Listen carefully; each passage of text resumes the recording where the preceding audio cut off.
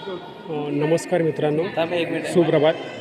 मी विजय निकोट, पुणे जिल्हा, गाव निकोटवाडी, मंचर.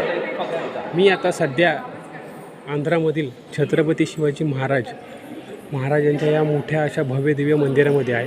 पूर्ण भारतामध्ये हे एकच असं महाराजांचं मंदिर आहे. म्हणजे खूप मोठी शोकांतिका आहे महाराष्ट्रासाठी, की आपलं आराध्य दैवत पण महाराष्ट्रामध्ये एकही महाराजांचं मंदिर असं नाही आहे. पूर्ण इतिहास सांगणारं हे खूप छान असं दृश्य आहे.